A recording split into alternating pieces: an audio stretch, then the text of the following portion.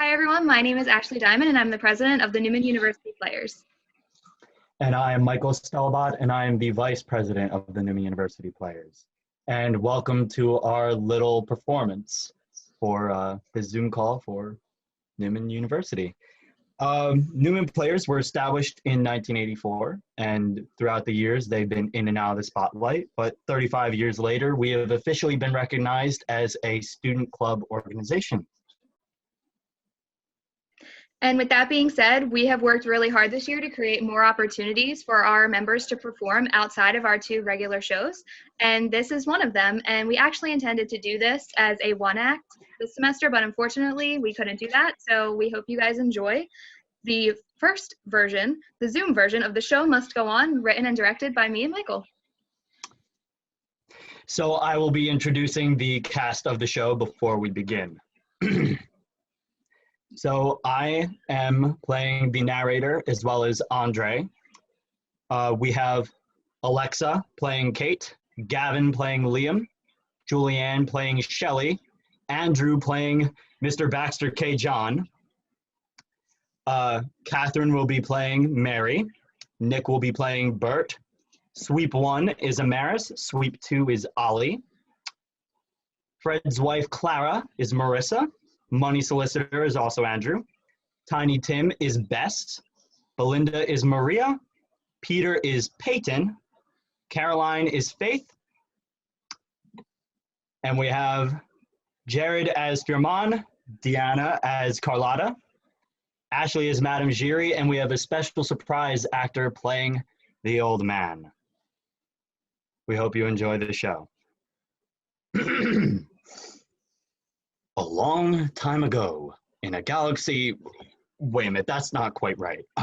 In fair Verona, where we lay our scene. No Shakespeare to the fall. Ugh, give me a minute. Over here. This has to be it. In a world very similar to this one, a suburban square basks in the spring sun. Unfortunately, there are no children outside, skipping with glee, flying kites, jumping rope, or playing baseball in the street. For every single child, adult, and teen are stuck under stay-at-home quarantine. This is where we meet our heroes, 3 college students burdened with online education and crippled with depression, as they log onto Zoom for an after-class session. Enter Kate and Liam. I got your text. Why did you need me to get on a Zoom call? I was really lonely after today's online lectures and after doing homework. I hate being in quarantine. I never thought I would say it, but I actually miss going to class. Well, not so much the classes, but my friends and theater. I really miss the players. Me too. It's a shame that the pandemic forced half of our shows to be canceled, but at least we have some clips of our performances to hold us over until the next one. Mr. Baxter K. John, their acting professor and theater director, is granted permission by Kate to join the Zoom call. Mr. Liam, Miss Kate, do either of you have any videos from our musical? I'd hoped to show off my masterful direction to the Tri-State Guild of William Shakespeare. Didn't the program say that all recordings were strictly prohibited? Right. Well, if you know anybody that completely ignored the disclaimer and happens to indeed have videos, can you put them on band so that I can see them? I miss hearing myself boss the players around while preaching the wisdom of Shakespeare. Totally. It would be nice to return some normalcy to our lives. With our last 2 shows canned and theaters all over the globe going dark, it's like the bubonic plague all over again, which I hope you both remember from my lectures. Totally. It really sucks. I was really looking forward to seeing Dear Evan Hansen in Philly. Well, at least you could afford to, being a young and peppy college student who doesn't have the struggles with the teacher's salary while paying taxes. Kate, as the cool kids like to say, yeets Mr. John out of the Zoom. Oh. Let's worry about our inevitable failures as functioning adults later. Another person request permission to access the Zoom call. Now who's trying to join? Please be anybody but Mr. John. Their friend Shelley appears on the screen, holding a strange-looking gadget and a cupcake. Hey guys, have you tried these cupcakes from Acme? Phew, am I glad to see you. No, my store ran out along with all the toilet paper. Oh. Well, you want to hear about my new invention? It's a teleporting time machine. Sorry, we're not in the mood. We're too depressed because our whole lives are practically over. I wish we could just go back to the beginning of 2020 and just perform our show again. Hey, wait a minute. Did you say cupcakes? Wait, did you also say you built a teleporting time machine? Yes and yes. I spent 3 weeks turning my mom's iPad into a flux capacitor since I was bored from not having show tech to operate. Want to see it in action? Of course. Can we use it to start from the top of 2020? Why not? Then what are we waiting for? Let's go. Hold on. Won't we break the stay-at-home order and social distancing to do this? Does it matter? We're going back in time. It's not like we'll face any consequences for our actions. The show must go on. Beam us up, Scotty. Alrighty, I'll use the teleporter to get you both and bring us all to showtime. The lights are blinking, the buttons are clicking, the flux capacitor is fluxing. Hold on to your butts, because here we go. Little did they know, the show would go on in a way none of them expected. The year is 1910. The place, on the rooftops of London. Sorry, Bert, but I really must go tonight. The winds are changing. How much trouble I have flying in this stage. Come on, Mary. We haven't even had a proper evening out. Mary exits before a lawsuit over her appearance can be filed. Bloody Mary. Bert goes down a chimney as the time-traveling kids appear. Worst Uber ever. This isn't our theater. Where are we? That was unexpected. I said showtime, but I didn't mean literally. So you're saying we're in 1910 on the rooftops of London? No, that's what I, the narrator, was saying. But I'll let it slide since they can't hear me. If that's true, then your teleporting time machine didn't work.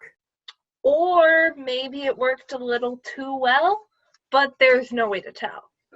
Unless we find someone around here to ask. Seriously? It's the middle of the night. Who's going to be around right now?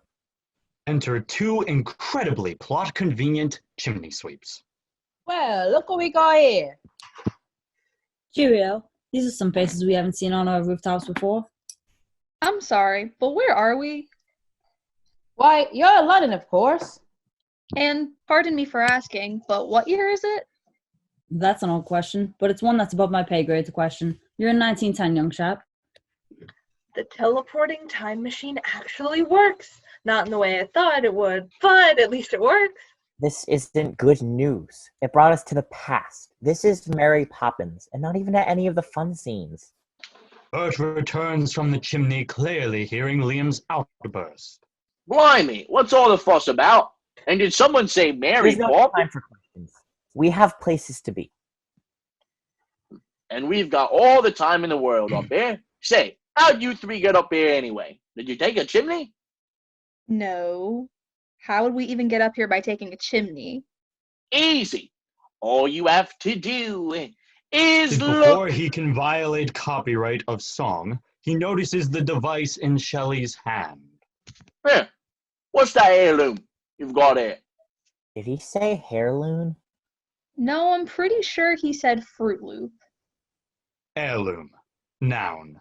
A family possession passed down through generations. It doesn't matter since it's actually a teleporting time machine.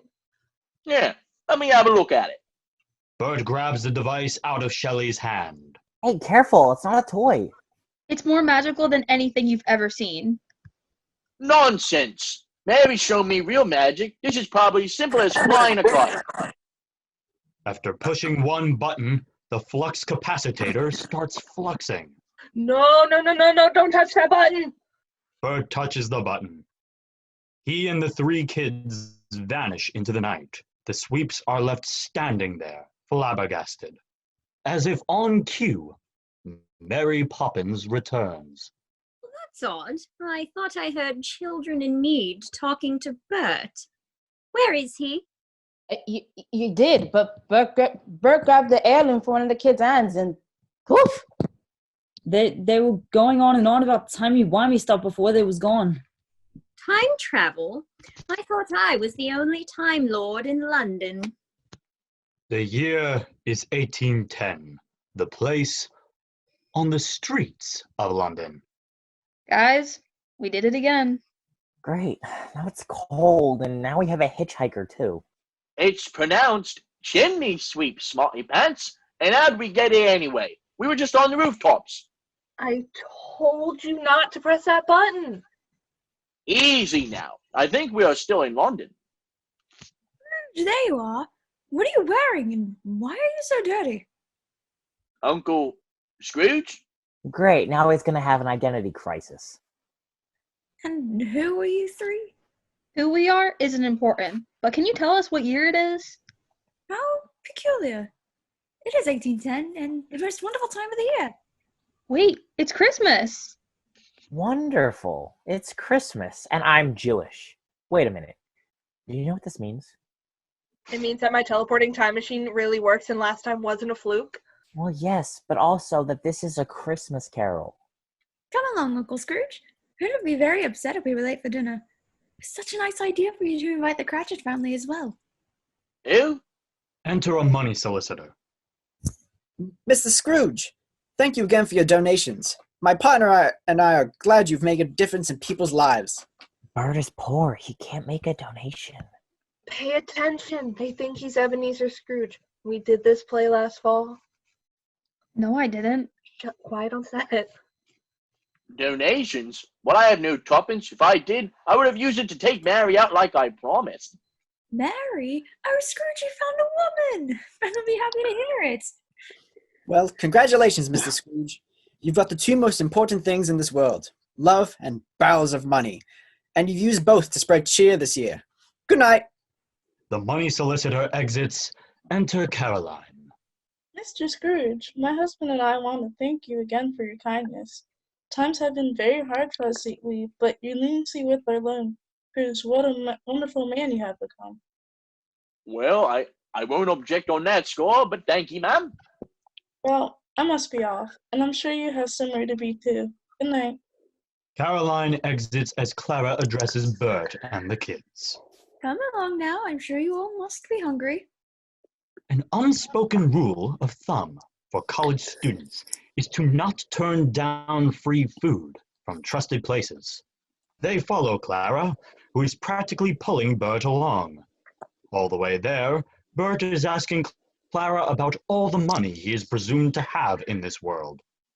The destination is on your right, the residence of Ebenezer Scrooge, where the Cratchit family gleefully waits. As they approach the door, Bert sees a weird face on the knocker and vows to use his acquired wealth to replace it. Hello, Clara. Thank you and Fred for inviting us to dinner. It was all Mr. Scrooge's idea. You can thank him for that yourself. Welcome home, Mr. Scrooge. Thank you for inviting us to dinner. My pleasure. When Scrooge is mentioned, Tiny Tim steps out from behind Belinda and Peter, completely unassisted. Mr. Scrooge, look! I'm walking without my crutch. Belinda and I have been helping Tim practice his bounce, but he couldn't have come this far without all of your help, Mr. Scrooge. Well, I'm glad this is a step in the right direction, and I'm sure he will step in time in no time at all. Is that right, Tim? Yes, sir, Mr. Scrooge. Clara, can you make sure Father and Fred haven't burnt the turkey? I'm still helping Mother and Martha out with the soup. Of course. Peter, Tim, would you help us set the table in the other room? Yes, Clara. Come on, Tim. We got work to do. I'll get you when the food's ready, Mr. Scrooge. Peter, I'll race you there. As they exit, Bert thinks that this world may be chim-chim-cheree after all. This is bad. What happens if the real Ebenezer comes home and sees this? And as heartwarming as it is, we gotta get him home, but how do we do that? Like this. Bert, it's time to go. Why, I am home, and my name's Ebenezer. Oh no, the paradox is already setting in. Bert, this is no time for games. We need to get you home so that we can go home. I don't want to go home. Mary's gone, and the Banks family are happy. I've got nothing except myself and me sweeps there. Here, I got money and family like I've never had before. But you'd be stealing all of that away from the real Scrooge. And if you don't come home with us, we'll find and tell Mary. Bert contemplates the ultimatum as Tiny Tim enters again. Come on, Mr. Scrooge. I'll be there in a minute, Tim. Don't wait for me. All right, Mr. Scrooge. Tiny Tim exits, and Bert wipes away a tear. As Shelley pulls out the device, Bert tries to run into the other room, with Liam and Kate barely holding him back. Push the button. But the location's changed. Just do it. Shelley activates the teleporting time machine, and they disappear in a flash. The year is 1881. The place, the Opera Populaire, though it's not so populaire now. Great. Now where are we? I don't know, but it smells like someone's been dancing on moonshine in more ways than one. I know. Have spilled the tea? We are in the manager's office of the Opera Populaire. This is the Phantom of the Opera. I don't remember this one either. Does this place seem, I don't know, empty? Well, there are only a few scenes where the managers or anyone actually enters this room. But since we're always appeared at the very end of each show thus far, I have a feeling the same would apply to our current situation. If that's true, then there must be a mob hunting down the Phantom and Christine as we speak. Well, at least we landed somewhere where nobody would find us instead of the lair. The lair? How lapitiferous. What's that supposed to mean? Shh! I think I hear footsteps. Hide! So much for nobody would find us. The kids hide behind a curtain, while Bert hides behind a coat rack, his face hidden by a hat. Enter Firman, dragging in Andre's limp body and catching his breath. This is nonsense! Our financial future's ruined, all because of a monkey and a mask. We must move to Monte Carlo or Monaco, somewhere that's rich and sunny, before we're held liable for this fiasco. Andre, wake up! Oh, Firman, I just had the most terrible dream. Really? Do tell. We were performing Don Juan. Christine unmasked the Phantom's horrid face on stage to reveal that he killed Bianchi for the part. He kidnapped Christine and our business was ruined. But your face is making me think you had the same dream. Well, that it wasn't a dream at all. I need a drink. We'll do that once we get out of here. Coat! Excuse me. I am your business partner, not your houseboy. And don't forget my hat. Greedy. And where do you think you're going? Madame Giry. Oh, for crying out loud. Anywhere but here. You would be wise to return precision and order to your opera house, messieurs. Christine has been taken captive and Piangi has been slain, both of which happened in your opera house in front of witnesses. Someone's bound to take notes. Nothing we do will undo the disaster that has occurred. We're closing the stage for good. Any solutions are beyond our imaginations. Tell that to your widowed prima donna. You're amateurs! Speak of the damsel. Ow! You dare to tell me that you'll do nothing for Ubaldo? What they could have done was heed my warnings before it was too late. And you, madame, how am I supposed to trust that you're not his accomplice or your fanatic daughter? You have wanted me ousted from my spotlight in this opera house for as long as I can recall. But I never thought you'd use that motive to market this monster, this murdering beast. Enough blood has been shed for one evening. Pray it isn't more. Why do I feel like I'm watching Real Housewives right now? We need to leave now. Wait, Andre's about to expose Bert's cover. Ladies, please, let's take this outside. Grab a drink and talk this out like respectable adults. He's here. Your sweeper from the rooftops. Andre, not again. You will pay for Ubaldo. Marksman! Carlotta exits after the managers, leaving Jiri and Bert face to face. Eric, you are no longer safe. Go before anyone finds you. Jiri exits. Bert is motionless, in shock, as the kids emerge from the curtain. Unfairly. Aided. A murdering monster. Why did you bring me here? It was an accident that won't happen again. Doesn't matter. Look at what you've done. Look at what they think I've done. I'm getting out of here.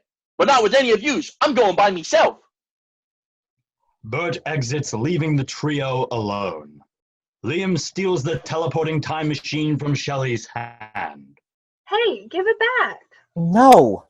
I'm making sure we go home before we cause any more timeline damage. Guys, stop it!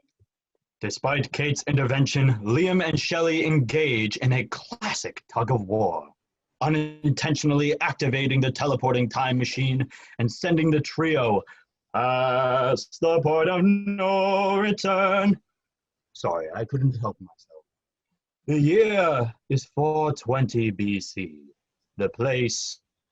You know what? That is a spoiler for our surprise cameo. I'll let you figure that out for yourselves. Great, you broke the teleporting time machine. I was just trying to get out of this mess that I dragged us into. We never should have left. I'm not ungrateful for this little escape, but look what we did. We should fix the time machine, go home, and pretend like none of this ever happened. No, it's my fault. I shouldn't have promised you both something I couldn't deliver on. If I find a way to fix it, our next trip is back to Quarantown. No, we left Bert alone in the opera timeline. We need to fix that before we can pack up and go home. But before that, before we can even fix the teleporting time machine, we gotta stop it with the pity parties. Way to be the mom friend. Way to miss my point. Boom. Roasted. I guess you're right. We broke more than the machine. We broke multiple timelines, and it's up to us to fix it before, we try to travel back but end up in a dystopian world where Shakespeare's novels are considered gospel to more than just our theater director. The horror! In order to fix the teleporting time machine, we have to figure out where we are and what means we have to fix it. If only there was a sign to show us where to start. I said if only there was a sign to show us where... Right. Enter an old man. Immortal Diane, who are you and what are you doing in my chambers? Well, that's just lazy writing. We're people from another time, far in the future from this one, and we need your help, Mr. You can call me Pericles. Oh dear, this is Shakespeare. They won't have any tools I need to fix the teleporting time machine. You are in good fortune, my friends, for you do not need tools to assist you. Unhand it to me. The last time we did this, it was anything but supercalifragilisticexpialidocious. I trust him. Here you go, kind sir. A blessing on thee, celestial Diane. Goddess Argentine, I will obey thee. Hear me and yield me your grace. To nobody's surprise, magic manages to fully repair the machine. That surprisingly worked. Well, maybe except for her surprise.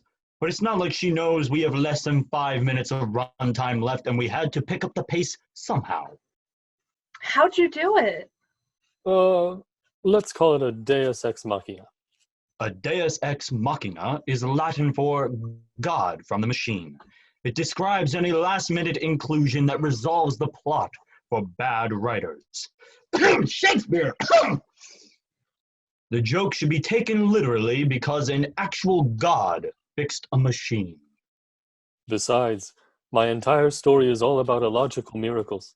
My wife died at sea, giving birth to my daughter, whom I lost for years, and both of them suddenly returned alive at the very last minute. Ah, so that's what happened in that show. Well, we must return to our time now, but thank you for your help. You do not do your longing stay to see the rest unfold. Sir leads the way. In layman's terms, let's skedaddle. Liam, Shelley, and Cade vanish from the chambers of Tyre, making a pit stop in Paris to find Bert. Fortunately, there is not enough runtime left to do a scene where the kids search for Bert, while he chases after Christine, thinking she is actually Mary. Instead, Bert is conveniently looking at Christine's dresses that he could give to Mary. The kids collect him and bring him back to where he belongs. The year is 1910. Again, the place back on the rooftops of London. We're so sorry you got caught up in our time travel tale. You kidding? No stepping times were like promenades in the park. He just had to say it. Quiet on set. Again. Not only did I briefly have my own family and my own wealth for once in older London, but I can also appreciate what I've got here that I didn't have in Paris. It wasn't perfect, but overall it was a jolly holiday. Thank you for putting up with me and bringing me back to where I belong. I can't wait to tell Mary about it when the wind changes. Cheerio, children. Cheerio. Bert does a cartwheel down the chimney. I hope he has insurance. Oh! Well, since we have the option, would you guys like to visit our actual show now? No. I still stand by our decision to go home. If this taught me anything, it's to be grateful for the memories that we shared and to look forward to what's yet to come. Agreed. I need a nap after all of this.